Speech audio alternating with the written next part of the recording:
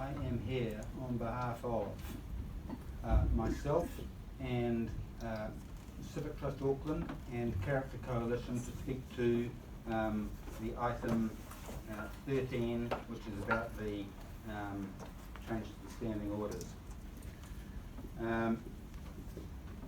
In the executive summary, it suggested there's a lack of clarity in the standing orders in relation to tabling and inclusion in the meeting minutes of documents provided by members for the public. The standing orders are actually quite clear. It's a list of what council must do. It's a permissive list, or it's a compulsive list, and you are free to do things. It's not that there's something wrong with that list. In my view, it's just that there's an omission and that it doesn't deal with how to deal with those submissions.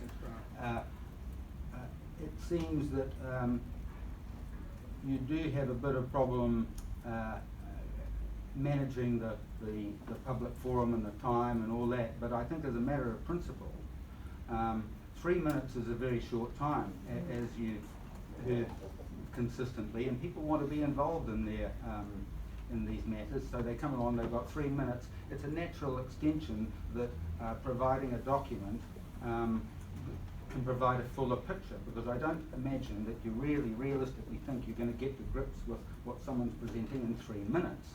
Otherwise they're treating it rather lightly. So you should, I doubt that you do any censoring of any CCO or planning committee documents and anything.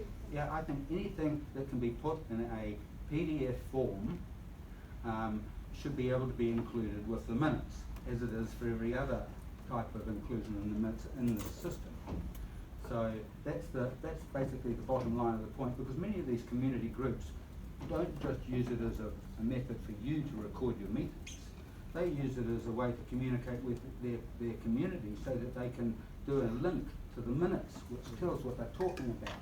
And your purpose is to enable and enhance public participation in a meaningful way, and I think what you're proposing is limiting it. So I think that what you really need to do is just extend that list in 8.1.2 or whatever it is, and these are the things that must be there, and also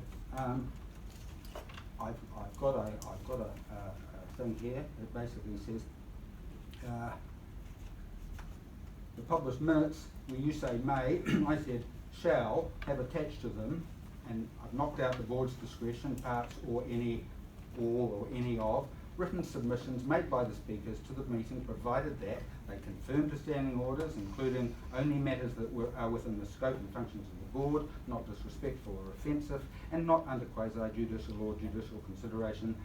Knock out number 2, because I can't see what point the chief executive has got vetting what members of the public want to present. And so 2 becomes, the 3 becomes 2, and the meeting's resolved to receive the presentation and to attach the material to the minutes. I've run out of time. I said I wasn't going to. So, you can have a concluding paragraph. Okay, can I have a concluding paragraph? Everyone a concluding paragraph. Right, concluding paragraph is these minutes are, I think, lax from the point of view of council. For the point of view of the community, they're a very important part of democratic participation, and Character Coalition wants to come and talk to you in September or October, depending on when the workshops we're doing are, and we want to present material, and we want it to be recorded. And likewise, Civic Trust's been around for 50 years, and we don't expect our things to go into a bottomless hole. Okay, are there any questions? Yes, Graham.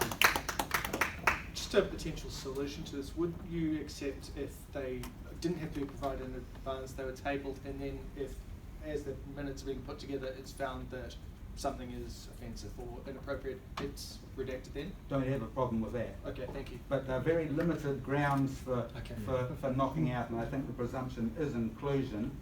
And I'm going to try my luck because 3 minutes is so tight. I said I wanted to talk on item 15, I just got 1 point. On that, the sale of 19 Jervois Road, you've got the funds allocated to the Lees Institute.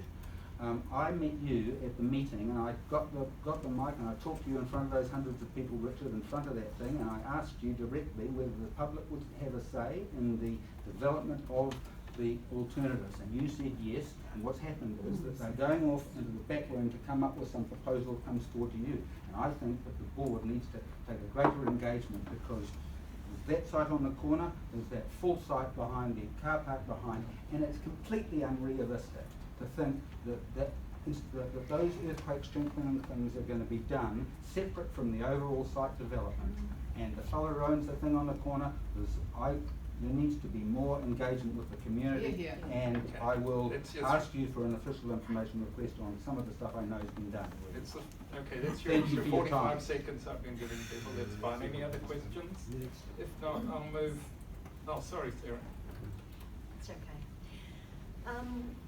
So you've just had 180 seconds plus a bit of leeway, and the thing that I'm struggling with all of this is here you are presenting on behalf of the community for advocating in effect for greater engagement through public forum, not a shutting down of it. And you are a And your question is? Well, my question is, you are a staunch advocate of heritage, and you give a huge amount of your time at no charge on behalf of the community on these issues. How did you feel about having to come here, give up what I imagine is a few hours of your time by the time you get your public speaking slot? Questions can only be in clarification of their... She's asking a question with context. Well, it's sort of, and this is one of the challenges that we've got, because I'm often shut down around the context, but the context is, sorry? Sorry. Sorry. It's democracy. We've not asked the question. Okay, I'll move on. So, Richard, can I ask you a question? yes, you can ask the question. Yes. Thank you. Alan, thank you for coming. Where's that voice I was coming from? wondering what your Alex, on the concerns TV. are with the sale of Jervois Road. Where are you? Yeah. Oh, sorry. Okay, sorry. I can't really see you at this distance, but I can hear you. Can you say that again? I wondered what your concerns were with this proposed sale of Jervois Road and the development around there. The things that spring to mind are in the report. It says there's a bit of heritage significance in the Plunkett thing. It's not yet scheduled. Well, that doesn't mean diddly squat, because the fact that it's not scheduled just means that the work hasn't been done to find out if it could be. And so it may have heritage significance, and it's part of an overall site. And that corner, with all that car park behind, in my mind, is part of the terrain which should be considered for the community output in the end. And ultimately, what is it just going to be there? Do up those two little buildings and then flog off the land to Panuku, who will deal with the fella next door who's on the corner. No, it needs to be done in a holistic, comprehensive way where all the interests, including those of the community, are vetted. I mean, you're struggling to get 254 Ponsonby Road off the block because there's no money.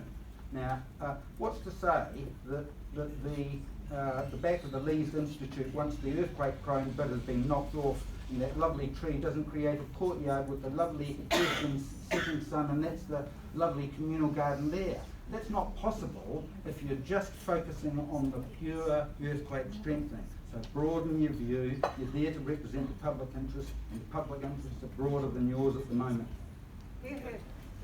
So I move that the Waitemata Local Board thank Allan Matson for his presentation and attendance at the meeting. Do we have a seconder?